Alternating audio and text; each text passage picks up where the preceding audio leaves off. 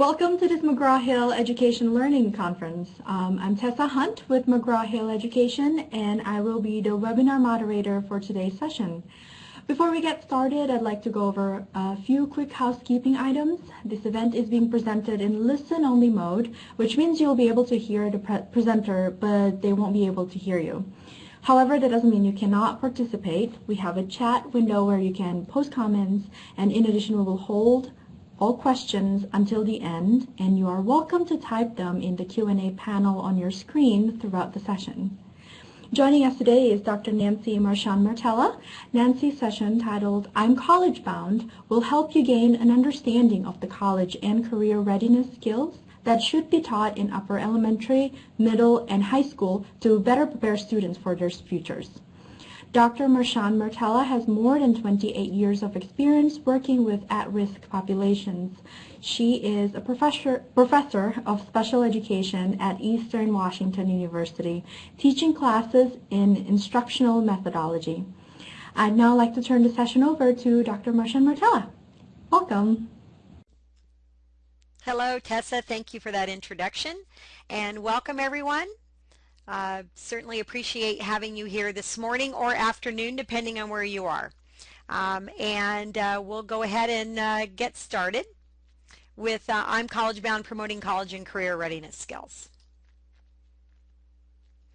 The curricular examples that I'm going to be using as just examples of the different strategies that I'll be recommending are from a couple of programs that I am a co-author on. The first is SRA Flex Literacy, it's the one up at the top, and then the other two are Read to Achieve, one being the content area program that's noted on the right bottom, and the other is the Read to Achieve narrative program, and that's on the left on the bottom. So just to give you a quick disclaimer there.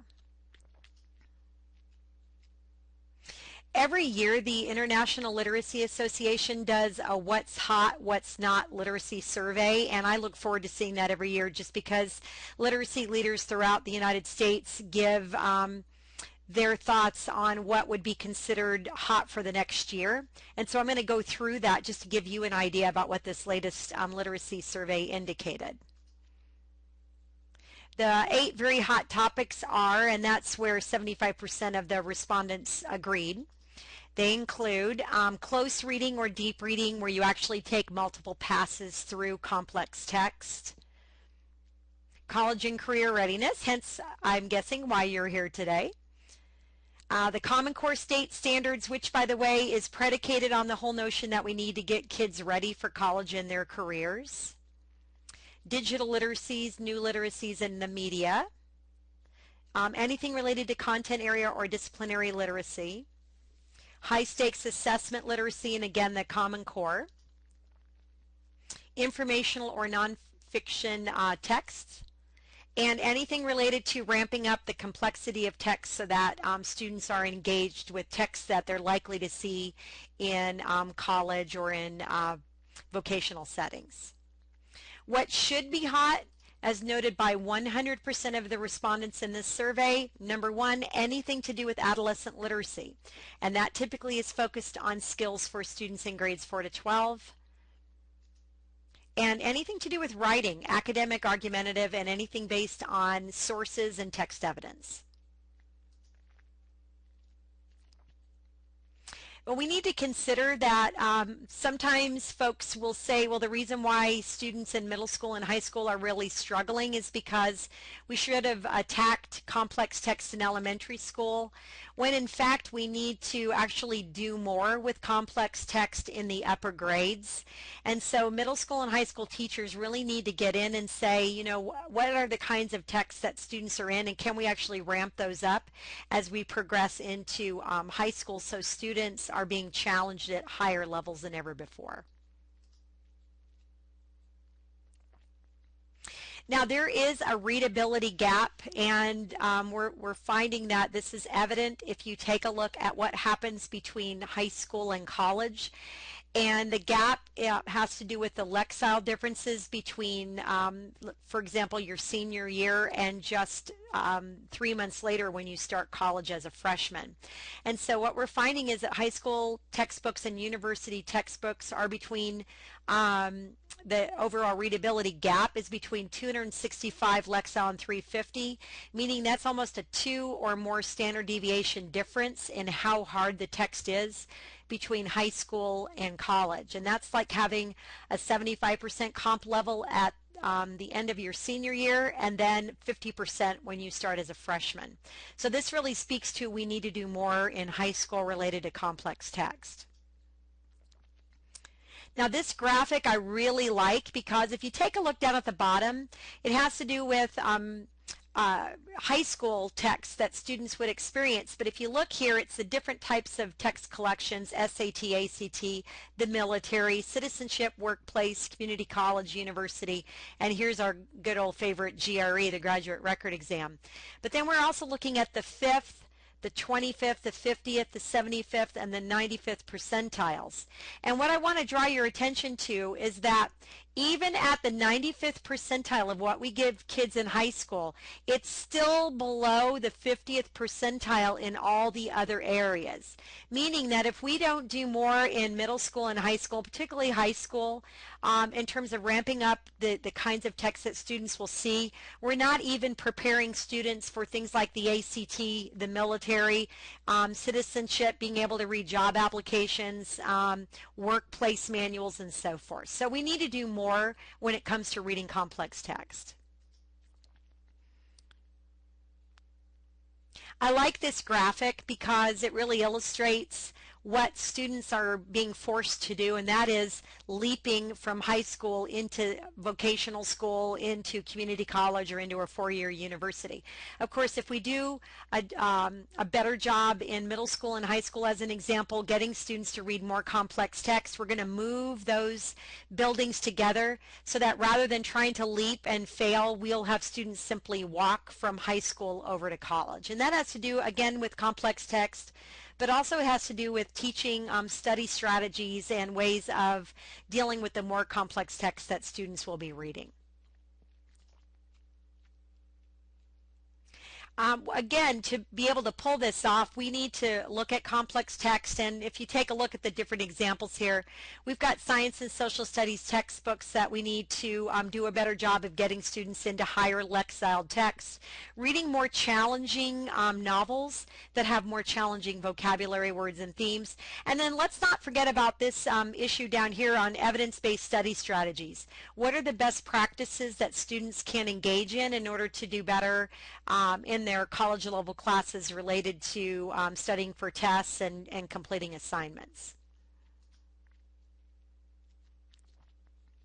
There's a call to action from the ACT, and this is just based on when you look at the percentage of questions answered correctly. If you have easy text that's fairly low in terms of complexity for vocabulary words, students get majority of these things right. But as the text becomes more challenging, filled with more complex themes and challenging vocabulary, you can see that fewer and fewer questions are answered correctly. And so if you look at ACT benchmark being a 21, which some folks I was talking to the other day were saying, well, heck, that's not even enough to get into my child's college of choice. But the notion is here that if we don't ramp up our efforts, students are going to struggle when they take their college preparatory exams. This is a great study that was done by the National Center for Education Statistics, and it basically tells us probably what we already know, and that is that the lower our vocabulary levels, the lower our comprehension. So those who are at the lowest level of vocabulary development will be at the lowest percentile for comprehension, and as comp goes up, vocab goes up. So it doesn't matter whether you're looking at grade 4, grade 8, or grade 12. If we focus a lot of our attention on ramping up our vocabulary knowledge, we will have corresponding changes in our comp levels.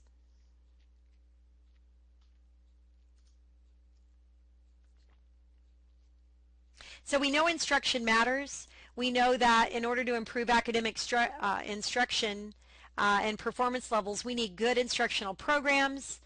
We need teachers who are trained how to use those programs. And we need to look at effective instructional delivery. How can we deliver instruction related to college and career readiness skills that will make a difference in the lives of our students? We also know that the most effective and efficient way of teaching students is through explicit instruction, and I like the model, the gradual release of responsibility model, because what it does is it starts off with the teacher being actively involved with a model, or I do. There's a lot of thinking aloud, a lot of practice from the teacher's perspective, but the teacher needs to quickly get out of the mode of providing all of the information to students and actually start fading him or herself out to where it's a we do or a guide. There's lots of practice, the teacher's fading out the level of assistance until we get to a you do where the student is doing it on his or her own, the teacher is monitoring. Then we go into mastery checks and review. So again, I do, we do, you do is the most effective and efficient way of teaching students these skills or strategies. Another aspect has to do with a multimodality approach. Rather than pigeonholing students as having a particular learning style, the research really is clear that the content should drive the modality. So if you're teaching, map skills, you'll probably be using a lot of the visual modality, but students will also hear about the map and will be looking at a map, coloring in a map, doing some work with a map. So all three modalities are met there. So again, every lesson that you do should have a see, hear, and do component rather than focusing in on one particular modality. Anytime you use a graphic organizer, it'll be helpful, and so when you teach these higher level skills, incorporating a graphic organizer will be helpful because students will see it, they will hear discussion around it, and then they will complete one either as a group or on their own. So again, all three modalities are met with graphic organizers. Now what we're going to do is we're going to dive into college and career readiness skills, and what I'm going to do is actually predicate those on the 5 elements of effective reading instruction that we'll see in adolescent literacy programs, and things to keep in mind when you either choose to purchase a program or you build one on your own. These are things to keep in mind and actually focus your attention on. And they include a focus on word study, a focus on building fluency. Of course, there's vocabulary, and we talked about that before on how important that is. Teaching students important ways to gather meaning from the text, so comprehension. And here's one that we have to ensure that we're really zooming in on, and that's motivation. That a lot of students aren't motivated to tackle the tough text that they're going to experience. And so how do we keep students motivated to be a part of that? So what I'm going to do is go through each one of these. Again, they're focused on building the skills for college and career readiness, and I'll be showing some curricular examples.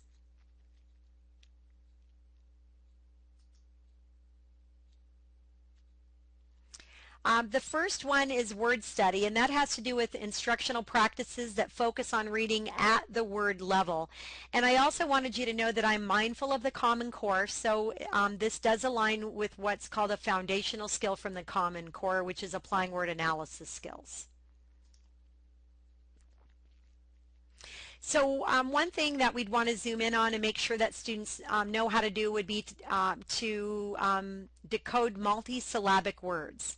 And one easy strategy to teach students, and this is in Read to Achieve, but again you could certainly use it with any text, would be to take big words and have the students follow 4 steps. That might involve underlining the vowel sounds, as I've done, making a slash between word parts so that each part has one vowel sound, going back to the beginning and saying the words in order, or the word parts in order. So that would be environmental, and then reading the word the fast way for step 4, environmental. Because a lot of times students will skip over big words, and as we know in content area classes like science and social studies, if you skip over the big words, it will really hinder your comprehension. So this is a decoding word study strategy that we should teach students in order to attack large multisyllabic words. If folks have used the program Rewards, that program has a very similar procedure to this, and that's where you circle prefixes, suffixes, say the internal vowel, read the parts slowly, read the parts fast. Very similar to that.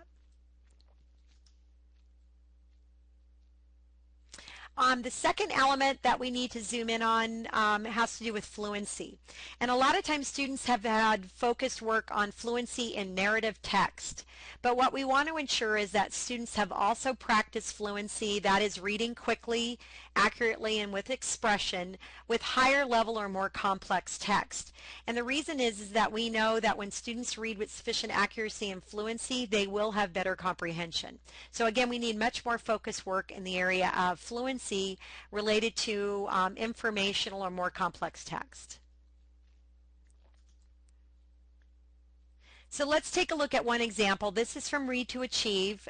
This is an informational passage. You can see the word counts on the right-hand side. So students would be timed when they're reading this, and someone needs to either watch the student and take down data on the student's reading performance, or you could audio record the student and score it at a later time. So again, students would do an oral read, they would be monitored, and following this they would receive feedback.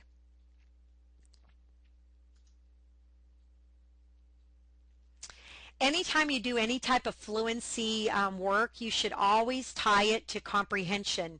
And this was a mistake I know in the past. I've even been in classrooms where the teacher will say, you know, listen to the student read, and you know the student's reading like 250, almost 300 words a minute. And then you ask the student, hey, what did you just read? And the student said, you know, I don't know. And they actually went through and went through all the punctuation without stopping and so forth. Problem with that is you just, you know, if you read that fast, you're not really thinking about what you're reading. And so anytime you run a fluency check or do fluency practice, always tie it to something in comprehension. In Read to Achieve, as one example, we have little multiple choice questions and then more of a descriptive kind of short answer question that you answer following the timing.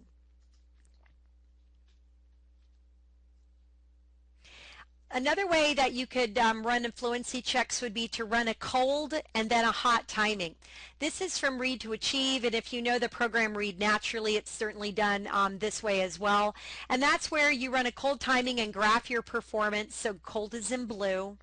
And then in between the cold and hot timing would be multiple practice attempts where the students either listening to someone read it, whisper reading, reading and answering questions.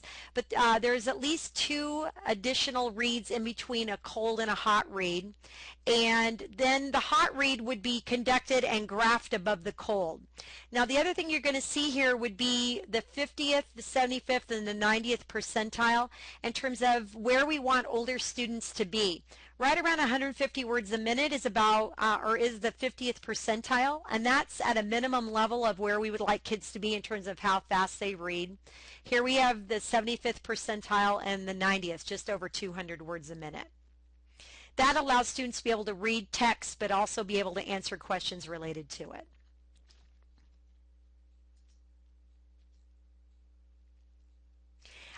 Here's from SRA Flex Literacy, and this is where students are doing their fluency timing. They're being timed on the computer, but this is recorded for the teacher to listen to at a later time. So again, beyond word study and fluency, we can look at element number 3, which is vocabulary practice. It does align with the language skill and the Common Core about clarifying the meaning of unknown words or phrases. In vocabulary work, we'll want to focus in on specific word instruction. A lot of science and social studies textbooks do a great job with identifying keywords up at the beginning in their objective section. You'll see words perhaps that are bold and highlighted, and then at the end of the chapter, in terms of answering questions, there'll be vocab questions that are aligned to your knowledge of specific words. Another way of doing this is in Read to Achieve, where the teacher can choose words based on important words from the text. You could also have students survey the text and tell you the words here or that they don't know, and then the words would go on the left and the definitions would be on the right. Another way of doing this would be in a reciprocal teaching framework, which by the way I really like, and that's a motivational aspect as well, and that's where students get into groups 4, 5, or 6 students. They all have a job and the students take turns completing the job in their small group. But what you're going to see here would be a clarification box where students will take words that are tough. They'll look up the meaning of the words and write definitions down.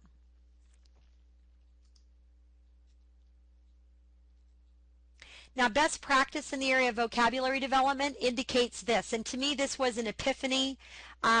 Just kind of a sort of a life-changing moment for me personally, and that was anytime that we take a word that's a difficult word for students, we always want to define the word in kid-friendly or student-friendly language. And so it would be done like this. If you've got a word like benevolent, which is a ramped up word, like a tier 2 word, then we would define it with good. The words jovial, we define it with happy. The word merchant is defined as a person who buys and sells lots of things. All the words that make up the definition are words that the student would know. Those are tier 1 words. The word reluctant means not sure you really want to do something. A non-example might be reluctant means experiencing trepidation, which is a very tough word, and students would know what that would mean, so you'd have to go and look up the words that make up the definition.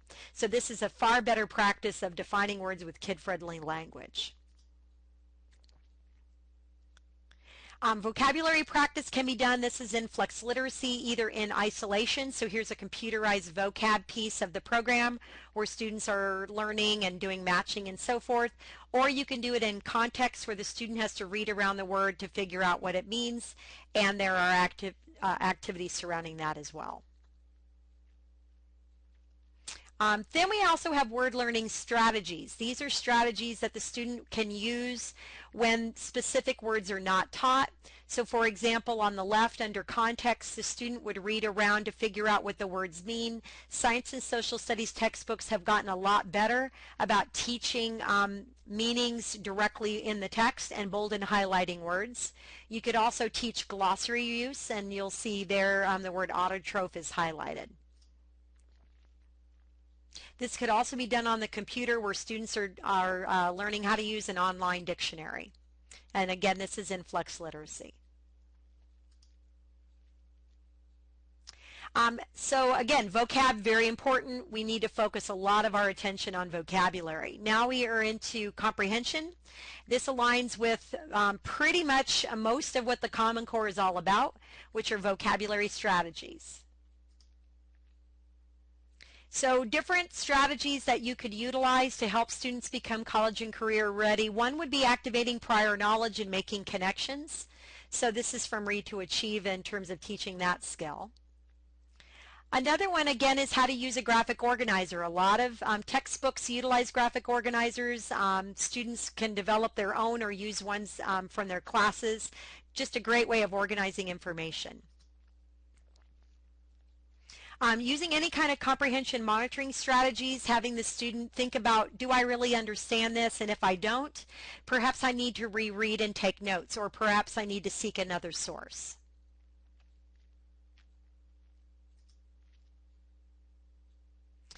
This one's a good one, and that's not just answering questions, which of course teachers can provide questions to students. Can you answer a literal or an inferential question? But what about having students generate their own questions? And so, for example, in Read to Achieve, we have students given a frame. They would develop their own who, what, where, when, why, and how questions. And then we give them a frame for inference questions. And that would be, why would, for example, a person act this way, or what would happen if something happened differently in the story? It's really getting the students into and grappling with the text when it's not directly stated. So students really need to think about the kinds of questions they could ask one another that are much more inferential based.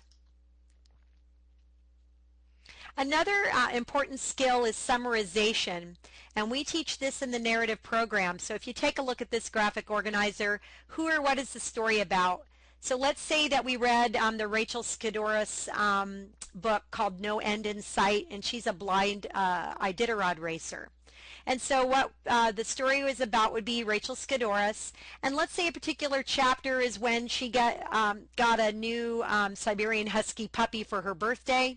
So what we would do is we would write down received a Siberian Husky for her 12th birthday. So what we would do is we would take this column and move them over to writing a main idea statement in 20 words or less. And so again, we would merge those two and get students practicing how they could write a main idea, having the elements of who or what the story is about and what's the most important thing about the who or what, and put that in that 20-word area. So again, a good skill to have to develop these main ideas. Other activities, having students find main topic and details and making inferences. This is evident in Flexiliteracy. You would just need to, if you didn't have a program, do a lot of focus work on identifying what are supporting details, what is the main topic, working on that. The making inferences is a tough one for students because they've had a lot of practice on literal meaning, but having to find an inference is much more difficult. So having a lot of focused examples on that would certainly prove helpful. So that's comprehension strategies. The last element, and certainly not the least, but we need to hook students and really get them motivated to become engaged in text. And when you look at the Common Core, you're going to see lots of ways of completing this. One way is having students read interesting text, and this is from Read to Achieve. Kind of a funny story with this. When we were trying to choose what text we would have in our program, we went to a middle school and worked with a lot of different English classes, and we had Phineas Gage there, and without a doubt Phineas Gage was the #1 program that all the students wanted to read about. It didn't matter if it was an honors class, a general English class, or a remedial English class. All of them wanted to know what happened to the guy that got the pole stuck in his head. So it was really interesting to find that students wanted to read more about the Phineas Gage person.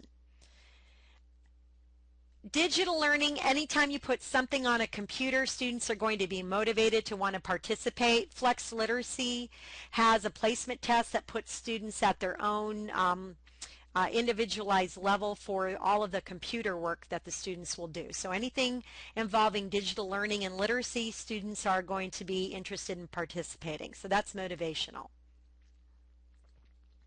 Another motivational aspect can be vignettes or cartoons that get students really interested, learning from just a different way of engagement where it's funny.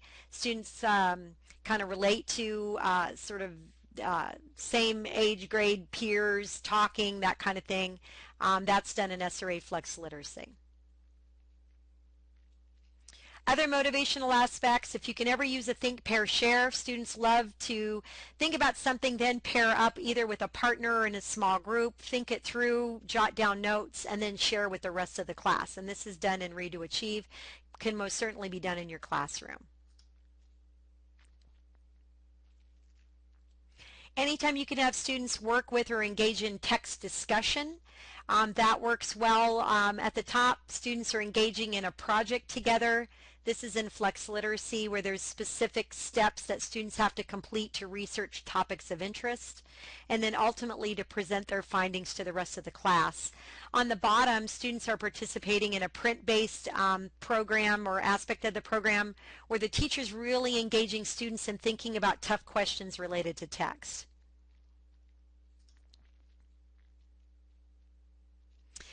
Now we're going to talk about best practices in study skills, and this comes from the work of Don Losky and others, and actually it's one of the most, if not the most downloaded study that's ever been done in psychological sciences in the public interest, and also it's been published in the American Educator. So I'm going to go through this and then kind of talk about some ideas related to what can we do to get students engaged in high levels with regard to study strategies. And I can tell you also, having a daughter who's a senior in college and a son who's a sophomore, that having these good study strategies and skills really proves helpful no matter what the college class. And oh, by the way, having a daughter who just took the GRE, getting ready for graduate school, also a great way of studying for a large standardized assessment. So we'll talk about that as well. These are the gold star winners. That means when they researched all the different ways to study, which study skills or strategies produce the biggest bang for your buck, meaning they're the ones that we want to continue to use and teach in the classroom. Okay, number one, and nothing else touched it, was self-testing. And so any time in the classroom that a teacher can have students practice a test that's aligned with a test that they'll ultimately be taking, that's a good thing. Anything related to Cornell notes. So for example, if you're reading a chapter and you're turning headings into questions and taking notes related to that, and then you're studying those notes, that's a good thing. And we're going to take a look at some of these examples. If you remember using vocabulary cards, for example, as a college student, that's a great idea. So where you've got a whole stack of questions and or you have the vocabulary word on one side and the definition on the other, and going through those certainly is a great idea to do. And anytime you have questions at the end of a chapter, go through and quiz yourself on them. So self-testing, great procedure to use if you're looking at preparing for an AP test or preparing for the ACT or SAT or even the GRE. Best thing to do, take lots and lots of practice tests. Okay, it simulates what you will actually be experiencing when you take the test for real. Distributed practice, also an important one, and that is you're not going to take a practice test the night before the GRE. So what you'd want to do is distribute that practice, and you're doing a little bit every day over a long period of time is certainly better than waiting till the last minute and cramming it all in. So to distributed practice along with self-testing, those two are the top study strategies to make a difference in the lives of college students. Best practices and study skills. Now let's take a look at what doesn't work. You're going to smile when you see these. Number one, highlighting. How many of us just simply highlight? Well, the problem with highlighting is that, and I don't know if you've seen this, but some kids highlight everything. And so their chapter is entirely pink or yellow or green. So the question is there, are they really highlighting the most important evidence? That remains a question. Number two, just rereading. And how many of you have had students say they just keep rereading their notes? The problem with that is they're not actively doing something with it.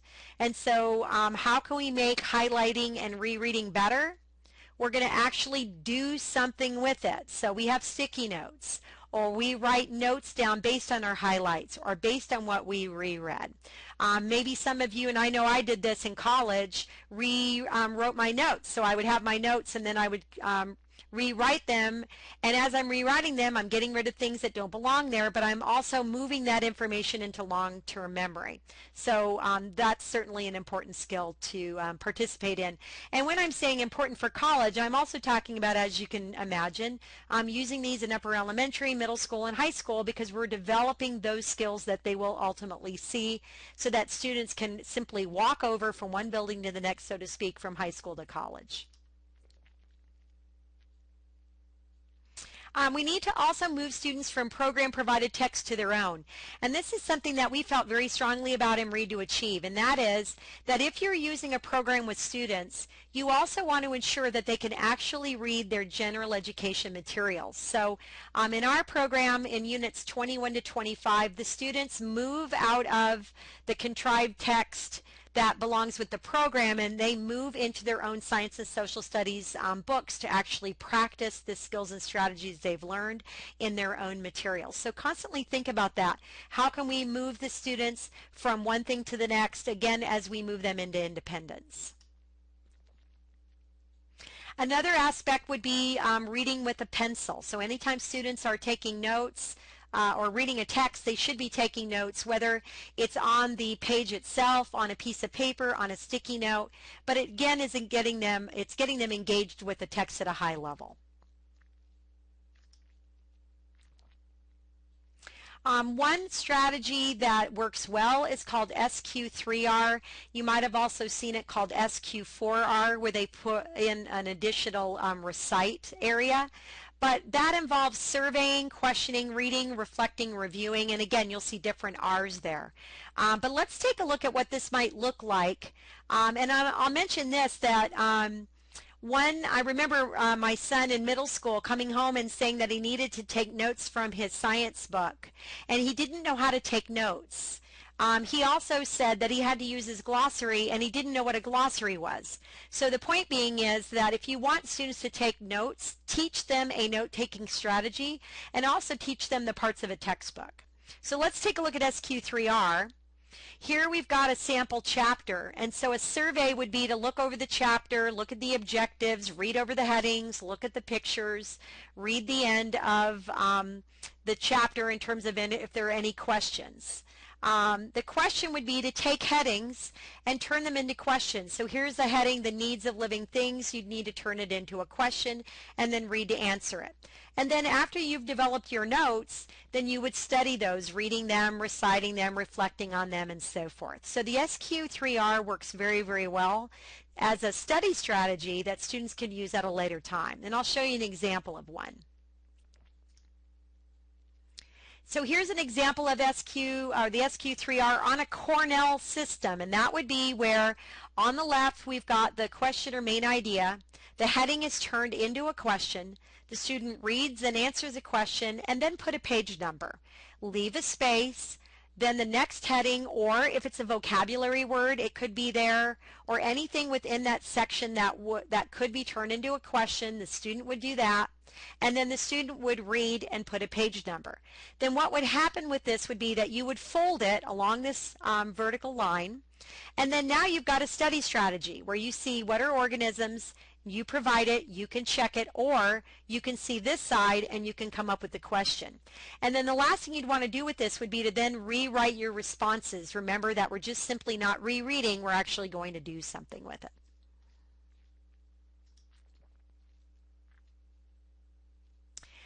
And both of these aspects are included in Read to Achieve, but we do take it one step further.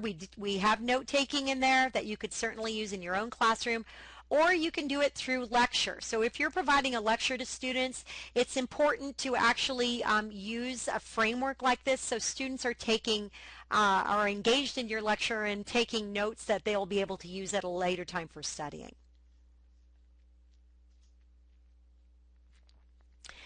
Another aspect that you could use would be to take your Cornell notes and then turn them into flashcards. You could do this with vocabulary words. You could do it with key headings from the chapters. If you need to memorize the elements of the periodic table, you could have H on one side and hydrogen on the other. So here we've got what are the characteristics of living things, and the students have the answer. So you can quiz yourself, what are the characteristics of living things, come up with the answer, or see the answer and then come up with the question.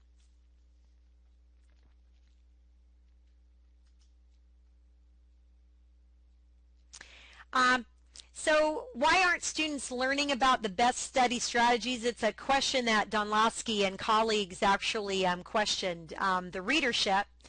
And I'll just read this to you. Our current focus has been on what students need to learn, whereas little emphasis, if any, is placed on training students how they should go about learning the content and what skills will promote efficient studying to support robust learning. And you know, I've focused in on distributed practice and practice tests and so forth. But you know, there are other things that probably we use in our everyday life that middle school, high school students could certainly use, and that might be things like a calendar, setting up a calendar so they know when they should get things done. I don't know how many of you use a sticky note and write down things that you want to get done for the day and mark those out. So again, there are important time management and study strategies related to that time management piece that we could incorporate as well. So we've talked about college and career readiness skills. that make a difference in the life of students. We've talked about 5 elements of effective reading instruction, and those relate to, see if you can remember them, that we're going to focus in on word study. Again, remember that was the multi-syllabic words so that students can actually break them apart and read those words. We did focus on fluency. We talked about reading more informational text and having students get up to that magical 150 words correct.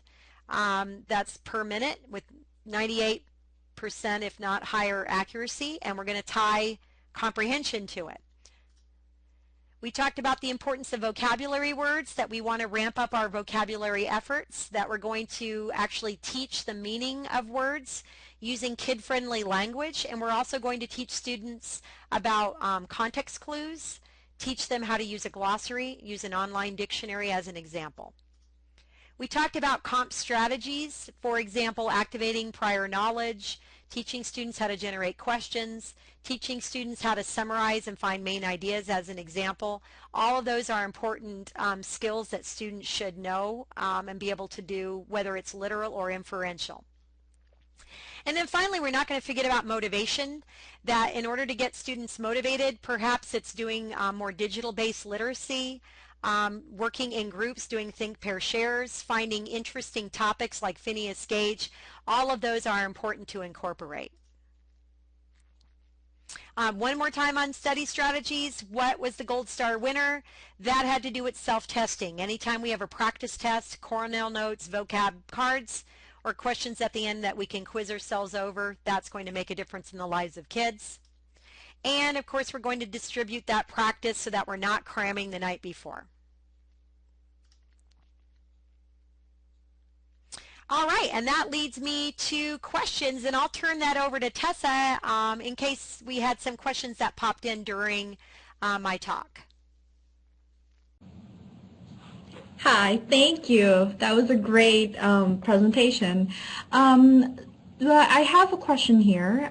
The question is, do I use these strategies in my core ELA classes in middle school, or would you suggest extra time for students who are struggling? I'm having a hard time carving out time for the students who are struggling. So, opinions, answer? Okay. Yeah, thanks, Tessa. That's a great question. Honestly, I would do this with all kids. All kids need to know about study strategies. And, you know, as a college professor, I've had students come in to my office and, you know, I say, well, what do you do when you prepare for a test? And I look at their chapter and the whole chapter's blue because they've highlighted the whole chapter. So I talk to them about strategies, about highlighting and taking notes and developing vocab cards. And it's kind of interesting that I'm having to incorporate some of these study strategies into my college level classes because they just don't have those skills. So I would recommend just making it a part of your core instruction for all students because they all will benefit from it. Tessa, how about another question? Okay, I actually have one more question. What would you say the best combination or some of the best strategies, best strategic combinations for those who are taking tests? Okay, so if you were getting ready to, let's say you're getting ready to take the ACT or an AP test, or for example, like my daughter with the GRE, because right, she was like, Mom, what do I need to do to get ready for the GRE and get the highest possible score that I can? And you know, my response was, she went through, and I recommended her to go through a practice book, but one thing I told her to do, and she did multiple times, was take multiple practice tests because it really simulated what she would be experiencing in the actual testing situation.